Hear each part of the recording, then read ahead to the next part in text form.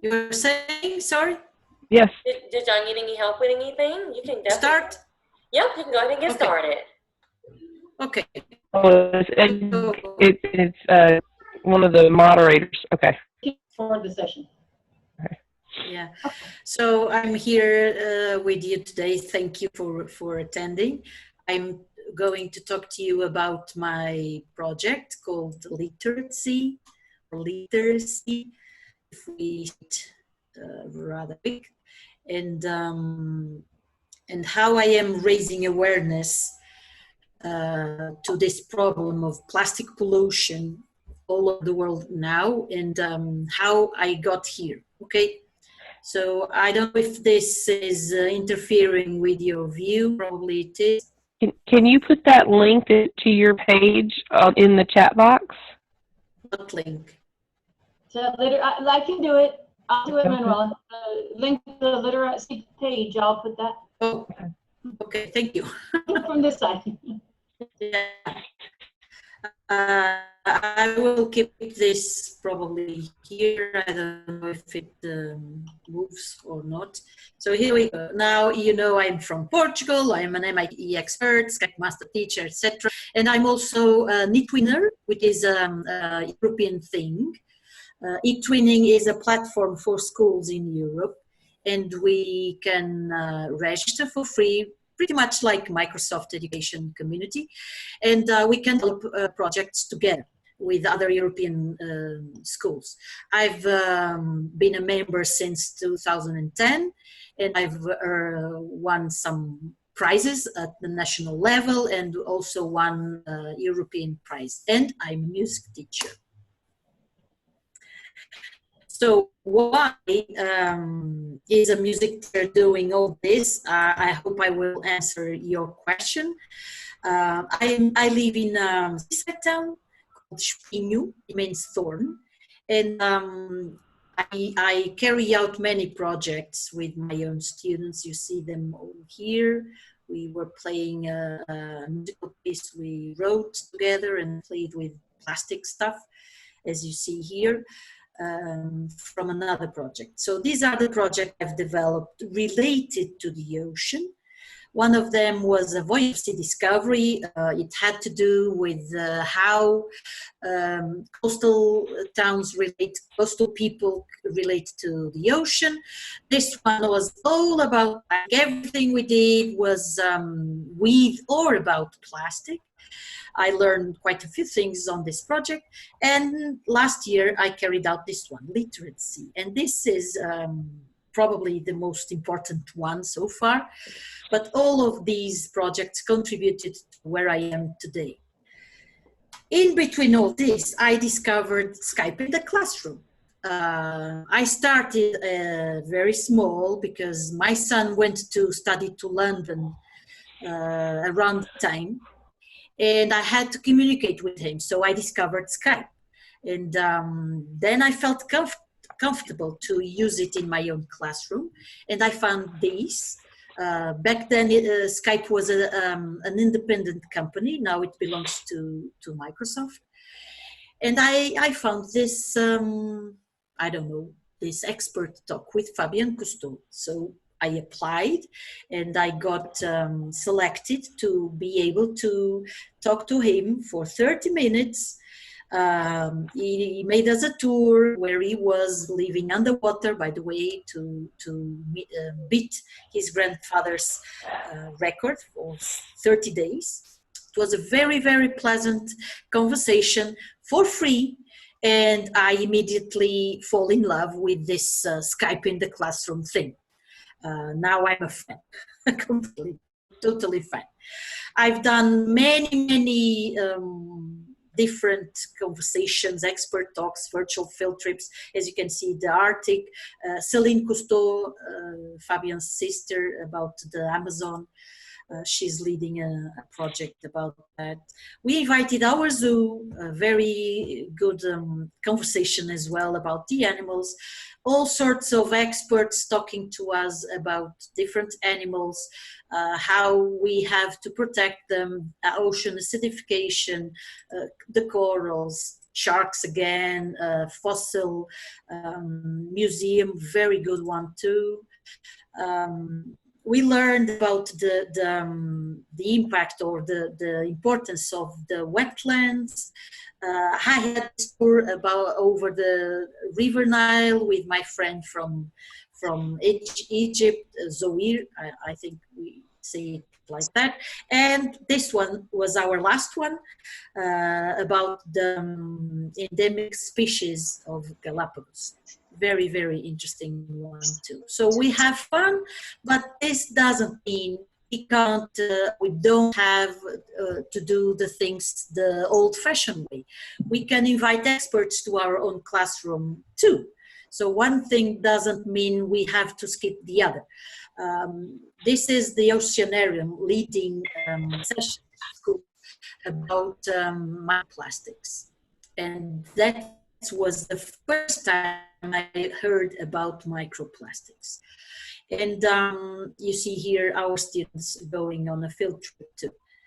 Then all of a sudden I see myself on the other side of the camera.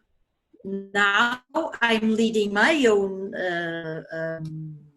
lesson over Skype called Skype Plastic Cleanup Brigade. And this lady you see here on the image is the one you should put the name to. She wrote me one day on summer 2017, I think, and she asked me to talk to her students about plastic pollution. I thought to myself, why on earth is someone from Nigeria asking me in Portugal to talk about a teacher, talk about plastic pollution? But because I had developed that plastic project I showed you, I said, okay, maybe I can think about something. And so I gathered everything I've learned from that project. I researched a lot, and I came up with this lesson. And it's been a huge success. I'm sorry to say, but I think it's been a huge success. I've been in many, many schools so far, from Australia to Canada, more than 200 classrooms so far, and the impact it's getting and the feedback I'm getting is really, really, how do you say, I'm missing the word. I'm very proud of it, okay?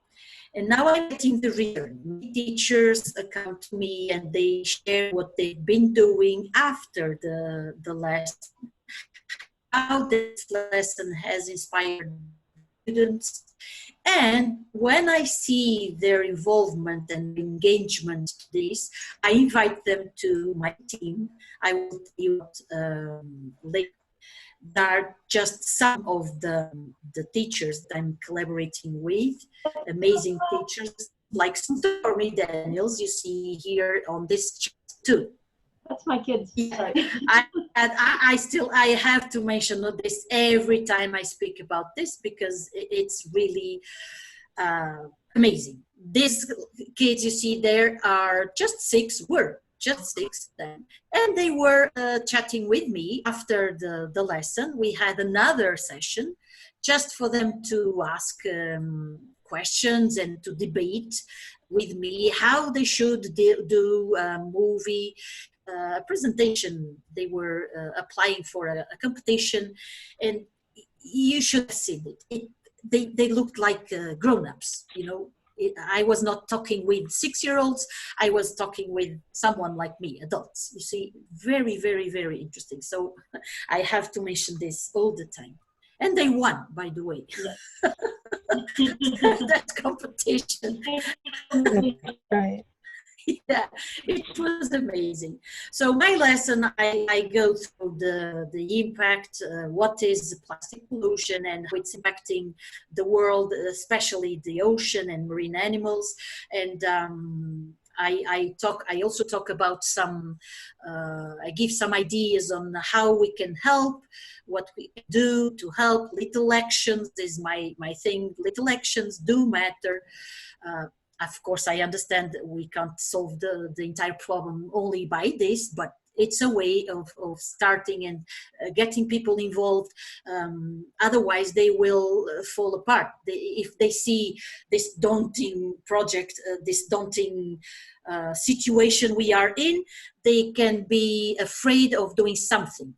They need to start little steps. Okay, that's my goal, and I think I'm getting there.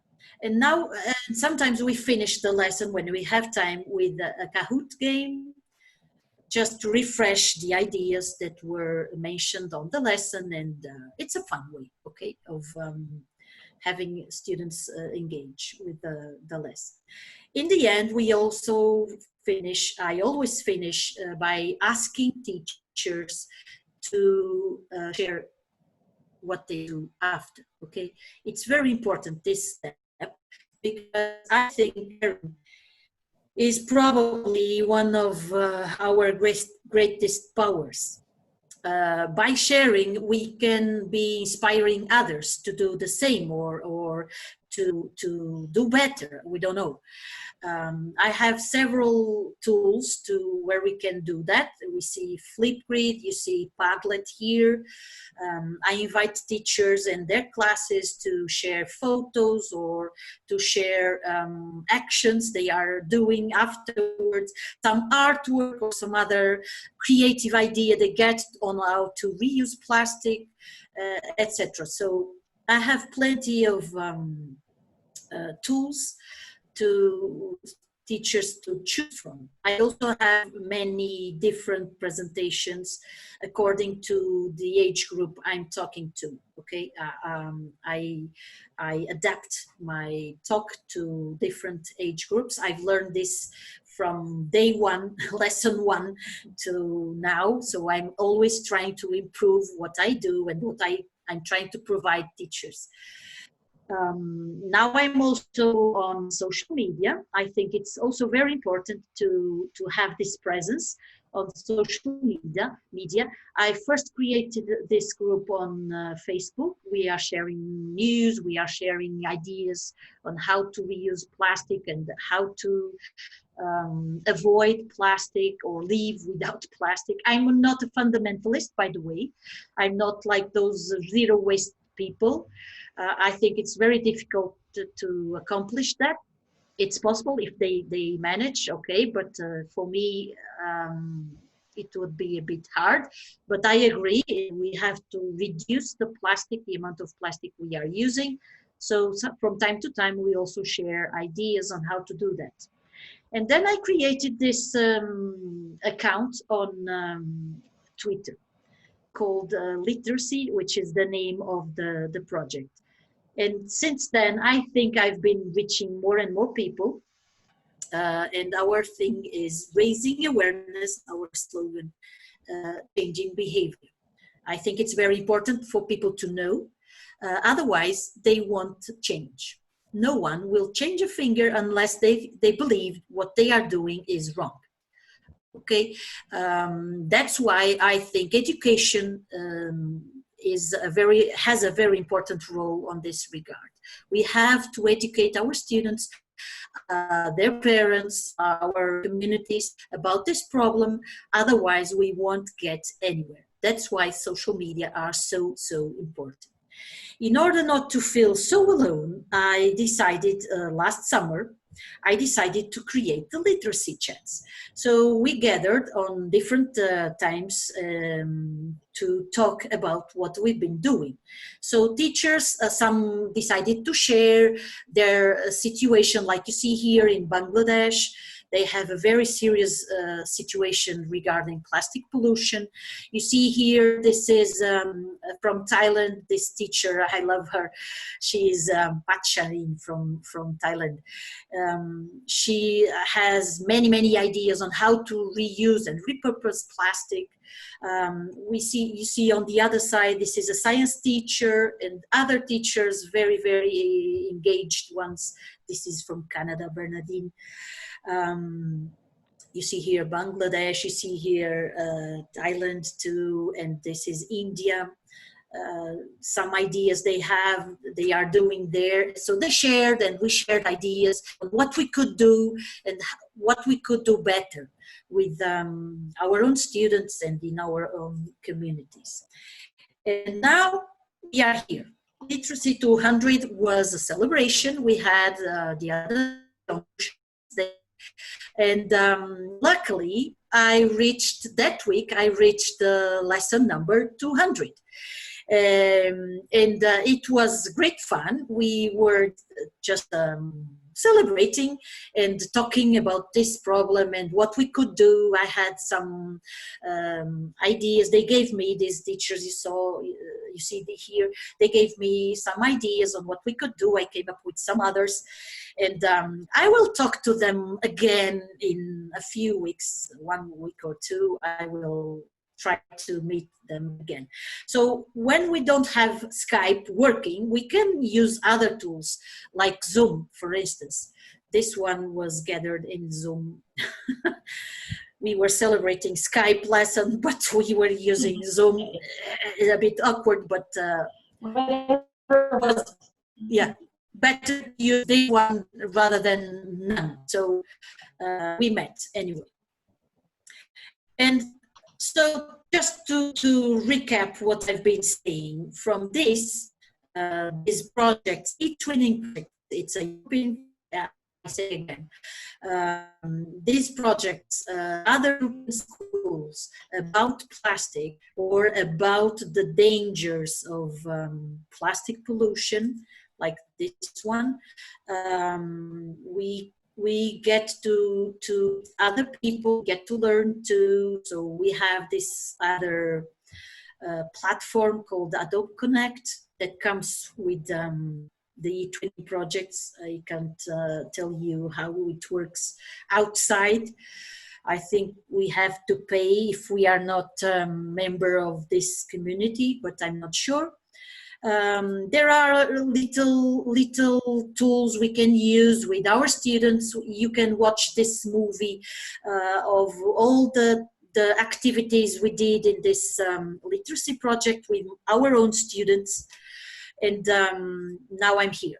I'm always trying to do better. I carried out some on-site sessions for kids here with the help of the town hall at my school library outside my town. I also participated in some beach cleanups, and now I'm here. This is where we are now. Now I think I have this wonderful team. These are some of the teachers or the teachers that agreed on giving their face to this cause. And I wish I had more time to do even more, but we do what we can. And I think we'll do better from now on because of these ideas we are having. So now we have this website. You can explore later, and this lesson on the Microsoft community, with, you can see yesterday it had 12K views, which is amazing. These are the likes, these are the comments. Of course, I always answer to the teachers that give me their comment there after the lesson. And this is the big news. So coming soon, my team, or warriors as I like to call them, will know about this. I'm preparing this OneNote notebook to provide, I'm working on it, so I will tell them and ask them for their opinion. I'm just building it. Of course, there are many missing sections and pages, but I think it would be a nice step forward. And now I'm here because I was invited by that lady over there. Stormy Daniels is the one to blame now. And I'm here because I think it's important to share and to get to know more and more about other tools, other teachers, other ideas. Collect other ideas is always good. So thank you for listening, and I'm all yours. I don't know if you have some questions. So feel free to, all over Bernardine.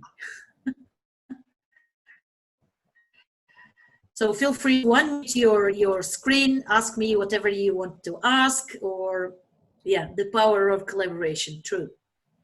What I want to do, Stormy, is to pick the strength of each teacher, each member, you know, and have them do something that could improve the lesson afterwards. The tools, the activities we are providing the teachers after attending the session, they could work on this or that way. Lesson plans, we can have activities, we can have games. We have the UK teacher is, how do you say, ICT teacher, I think. So I'm trying I think that's a great idea. And then we can just focus on, you know, I mean, we like to do it, so we don't mind doing it. But that way, you're not doing everything, right? So I think that's a great idea. And I'll just tell people about it. Which is good too. That's what I like to do. So everything started from a project with students, and now it's so much more. Okay, it's I don't know, a campaign or a movement or whatever you want to call it, a global one. And I'm getting more and more people on board, which is rather good. Yes. So like these new people, they're now on board, right, ladies? Yeah. Shelley asked a question in the chat. Oh, yeah. ThingLink. Oh, sometimes in some projects I also use ThingLink. In this particular one, I haven't used it, but I also like it. And that's one thing I was thinking about the other day. I have this little notebook and I have some ideas here. And one of them is to use precisely ThingLink because I think it's good too. In the last session I was in, they were talking about like ThingLink was free, then it cost, then now it's free again, unless you want to manage your students. But we were just in the 360 photo session that's on here this weekend, and I think that would be a great thing. Like I was thinking of all the things I could do with my students. I teach photojournalism, so definitely bringing awareness to this cause that you're putting out here is great. A way for the kids to see what they could do globally, you know, becoming global citizens. Yeah. So I could definitely see trying to get 7th and 8th graders. I mean, they're all about helping when they can understand what's going on. So yeah, I think that's kind of where I would start. Like, well, you know, what do you see in your environment that you can change? And you know, I saw this disturbing situation in my own beach. A whale came, washed ashore, washed up, dead. You know, I never thought I would witness something like that. And that disturbed me a lot. Sometimes kids ask me if I have seen animals hurt or etc. And I always say, fortunately, no. But now, unfortunately, I can say yes. And that's a problem. And images play a very important role in this regard.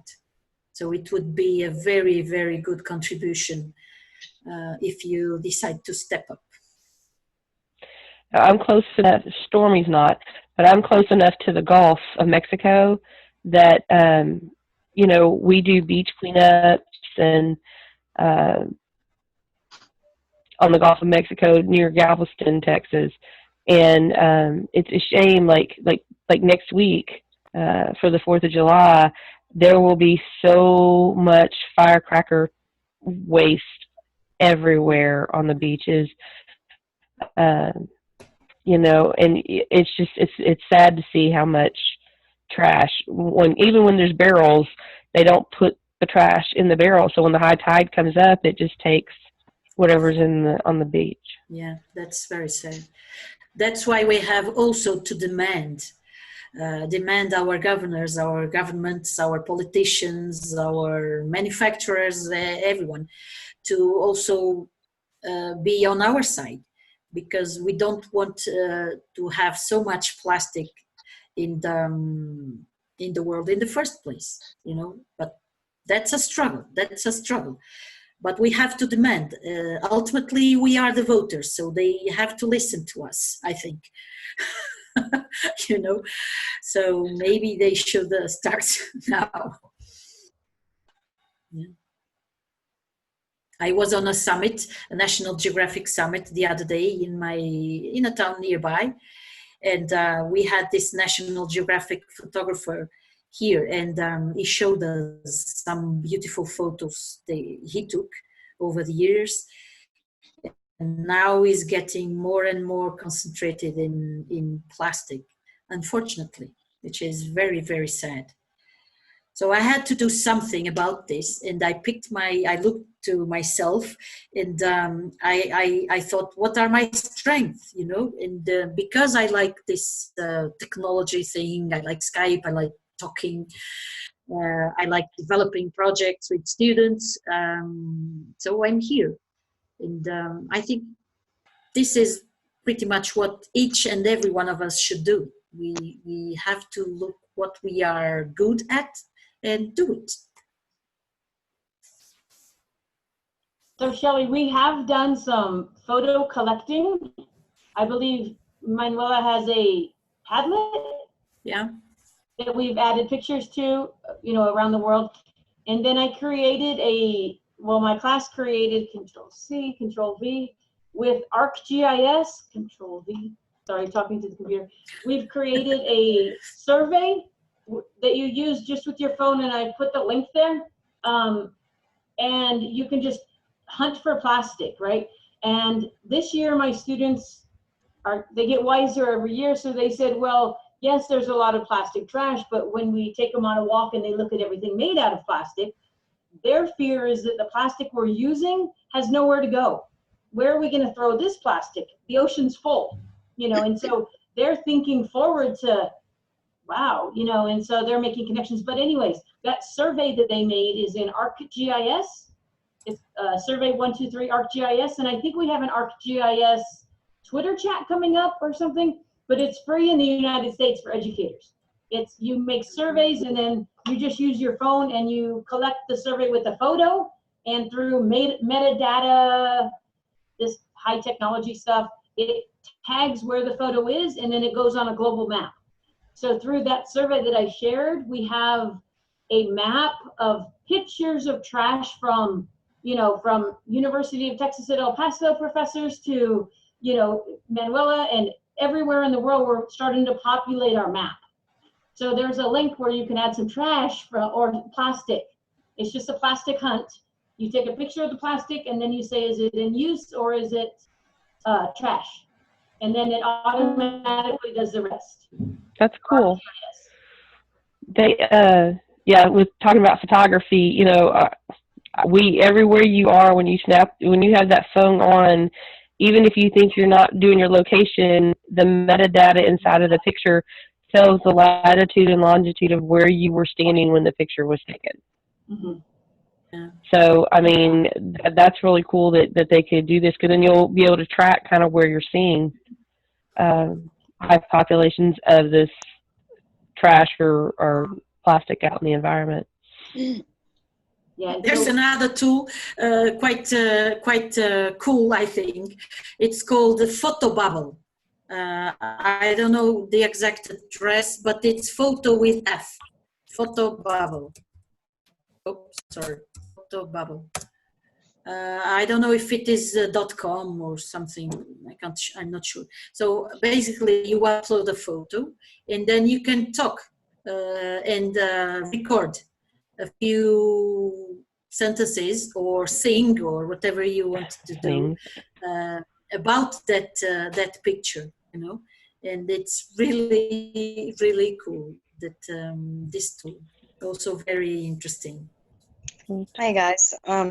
I saw something on the news yesterday from my home province in Nova Scotia, Canada, where a small construction company made a house totally out of 600,000 pop bottles, where the plastic was melted down and reconfigured, and only took them, I think they said 14 days to put it up. And it's well insulated because they said that they put the heat on, or they didn't have to put the heat on for like 3 days down there. So you know, that's, to me, that's something that we should be celebrating, because we could get, you know, reusing is probably, to me, in my mind, way better than recycling. But yeah, and recycling, we can't recycle no, everything. exactly. Only 9% of the plastic is recycled. So, and that's the problem. People think they're recycling, but they're really not. It's not happening. Moving the trash somewhere else. Yeah. Yeah,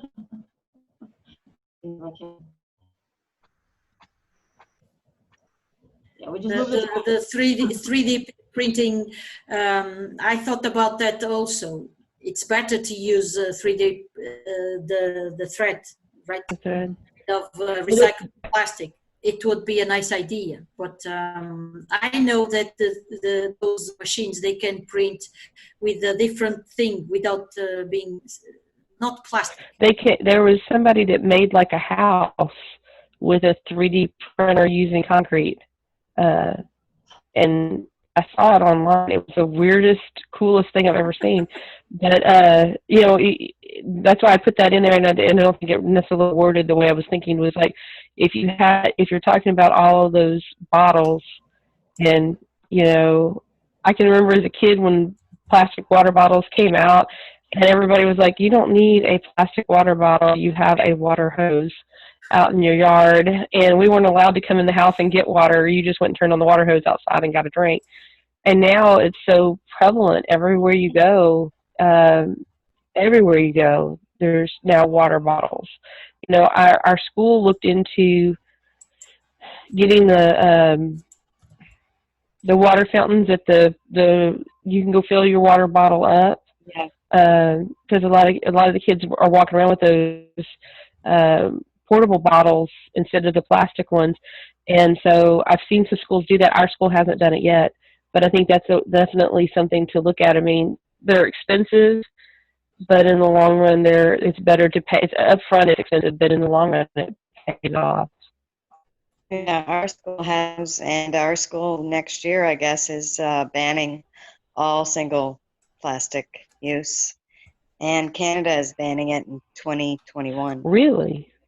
So, yeah, the Prime Minister just passed a law. Here in Europe, there are new rules also starting in 2021, I think. So cutlery, plastic bags, straws, and the little things made of plastic will be banned. But when we were talking, we were Skyping with you know, kids in Mexico and Vietnam, and they're forced to use plastic bottles. They have to. So, you know, like when we talked to them, we asked them if they, you know, had to boil their drinking water, and they said, yes, don't you? Like they were just shocked that we didn't. And they were asking, well, is it toilet water or is yours? We're like, no, it doesn't matter. You know, we're allowed to drink all of it. And they have to use plastic water bottles because it's not safe for them to drink the water that comes out of the tap. So how can you, you know, it just blew my mind because I'm thinking, okay, we need to fix the water problem before we can fix the plastic problem. And,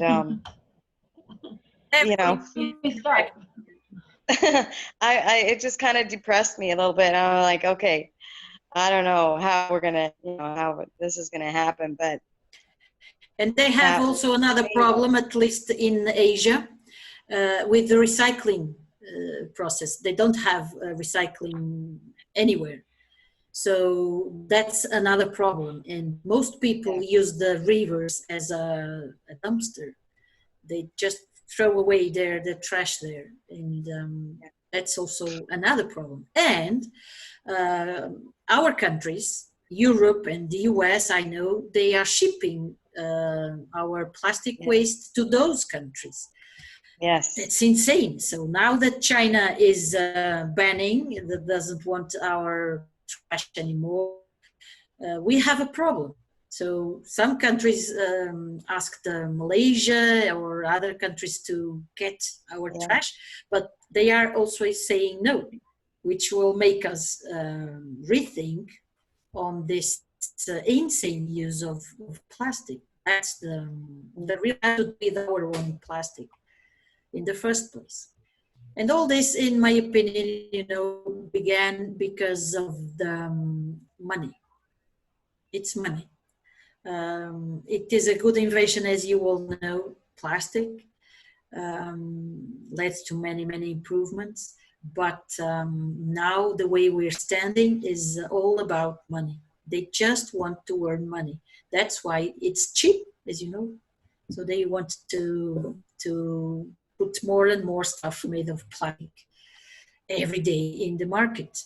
And that's insane. I like how they, I don't remember who it was that started it, but like the cans that have the plastic rings on them, they're now making them to where it's like biodegradable, and like turtles could eat it instead of if it got out into the water, it would degrade or could be edible for them, where it doesn't have the plastic and stuff anymore in it. But then, think about your foods. Like, it is healthy. No, I'm going to say it right. It is cheaper for a family to eat unhealthy than it is for them to eat the healthy foods. So, that's again, like you said, back to the cost of things. It's amazing to me, if you don't, like, our school has a lot of kids that are very, very poor. And yet their nutrition is horrible because they can't fathom, like, cooking, like, my husband and I, we don't have kids. So, like, when I make spaghetti this afternoon, he's going to have spaghetti today. He's going to have spaghetti tomorrow. He's going to have spaghetti on Monday. And it might still be some left on Tuesday, because I learned how to cook for a big population, even though it's just me and my husband. So it was one of those things where I had to learn. I never have learned how to condense it down. So sometimes there's food to share. It's like, okay, I'm bringing this, and you get some food, and you get some food, kind of thing, because there's just, I don't know how to cook in the lower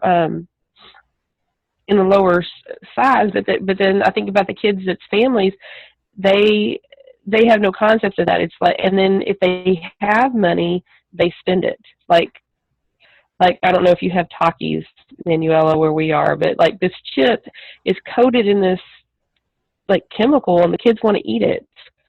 And they'll spend, instead of like getting something healthy, they will buy these big, humongous bags of these unhealthy chips for right then. Because it's reconforting, how do you say the word?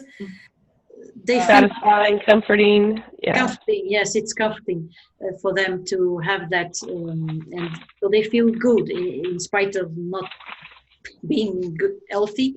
They feel good when they eat that kind of food. It's rather sad. I've thought about that many times. The vegetables, the fruit, everything is more expensive than the other stuff. Really, it's not. Like, if we think about the big picture of it, it's more convenient to buy this cheaper, bad for you stuff, but really it's not. Because if you buy a bag of potatoes, $2 or something, it's going to last longer than those chips, right? So I think it's in education, and, you know, we could grow a garden and a tomato plant is $1 and you're going to get tomatoes all summer, right? But it's the way, especially in America, our culture is fast, fast, fast, easy, convenient, go, go, go. And so we don't stop to think what's the actual cost, you know, because like when my son was growing up, he's a growing boy, right? And if he ate like cheap bread, he could eat 4 sandwiches. But if I got him good, you know, whole grain bread, it'd be one and he was satisfied, or, you know, got his nutrients and he was done. So I think it's really in how, I know our system is with educating people on nutrition and the actual cost of food. Do you know what I'm saying? Because processed food isn't really cheap. Like I can go buy, like I'll just use macaroni and cheese, you know, ready to put in the oven, but I could make it for cheaper, right? And I could make 2 big casseroles. So but it's, as you said, it's the time, it's more time consuming, etc., and people don't want to. I think it's just the way our culture has evolved into quick, but it's not quicker, it's not better, it's not, you know, we want homemade, it's cheaper. But it's just like everything. That's another global problem we have. Is, you know, problem number 2. Yeah. When you think about going in a restaurant and an egg costs you $1.50, one egg, and a whole carton of eggs is $1.50 in the grocery store. Right. That's crazy. That's crazy. Yeah. That's true. So I think it's just another problem. Yes, another problem. It's another problem, yeah. And I think we have to start educating. Everything goes there. Knowledge is power, absolutely. But it takes a lot of time, you know. Changing minds is very, very complicated. I think that's why we need yeah, go ahead. working with the sustainable goals is rewarding for the kids because they get to tackle all these problems. You know, for all the different goals, seems to cover most of the problems that are happening in the world. You are doing a great job, great work, Bernadine. I'm sorry, Storm. Oh, I'm just trying. Yeah, just following everybody else, trying my best. Right. So there's only 17 global goals. Yeah. Only. It's only 17. It seems very, and then we just work on one and just work globally. Like Manuela says, we can do something. Yeah. Like we think of this global, oh my gosh, the nutrition, the food, the plastic, the trash, the climate, oh my gosh, we can't solve that way, right? But one thing will lead to the other. That's why I think it's important to think small, take small steps. And that way people will want to feel so afraid. So how do you say, what? Overwhelmed.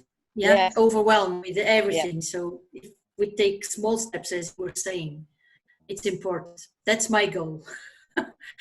And to educate one student at a time, because they will lead to they will teach their parents about this problem, you know, and this is the, how do you call it? The ripple effect? Ripple effect, yes. Yeah. The ripple effect. That's why I think it's very important to share what we are doing so that others can be inspired by our actions. And they don't feel so alone. You know, that's quite scary. If we think we are doing this alone, we may get scared. Oh, who cares about me? How can I solve this problem? I always give an example of the coffee. We drink a lot of coffee here in Portugal, espresso. And most people have an espresso machine at home. And I used to buy a card box with little plastic bags with disc to put on the machine, you know. And one day my son was here on holiday and he told me, "Mother, why are you doing that? It takes it makes so much trash, you know, waste." And I didn't answer right away, but then that started resonating on my mind, you know. And some months later, I decided I don't want to buy this card box anymore. Now I bring my own can and to the store, a local store we have here, and they put the grains directly in that can. So I don't even need to use card boxes or bags or plastic bags. But if you think, oh, who cares? It's just one bag a day. Who cares? But if you do the math, it will be after a year 365. But I drink 3 a day, not 1. So it's over 1,000. You know, I'm taking out of the environment. That's how we have to think. Little actions can have really an impact. And all started as this session name. It started one bottle at a time, the problem. So we have to do the exact opposite to solve it, one step at a time as well. That's my my idea.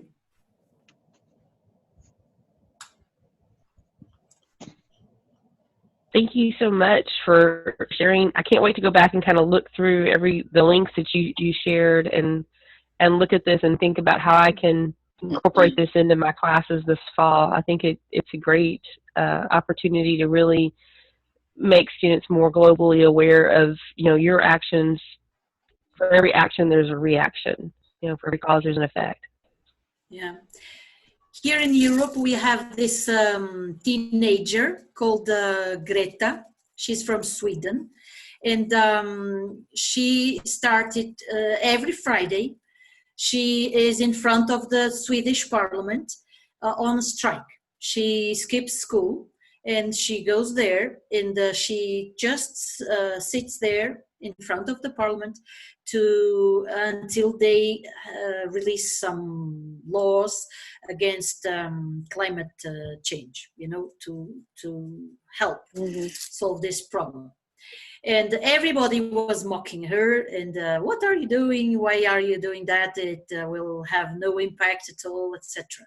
But all of a sudden, the newspapers and TVs noticed her, and now she is all over the place. She's doing speeches to the European Parliament, many places, and there are many young people trying to follow her steps. You know, not only in Europe, I think it's a global movement. Yes. But she was just one kid, a teenager, 15 or so, with Asperger problem, you know, kind of,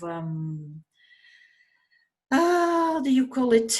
Those kids that don't relate to others very well, you know, Asperger's. Yes? Asperger's. So she has this condition, and this was her way of warning people about this problem. And now she's getting the attention of everybody else. That's what and how we have to think. Maybe someone will pay attention. Someone, when we are posting our work, someone will pay attention. And that way we are, how do you say, I'm lacking the words now, inspiring them to do something like that too.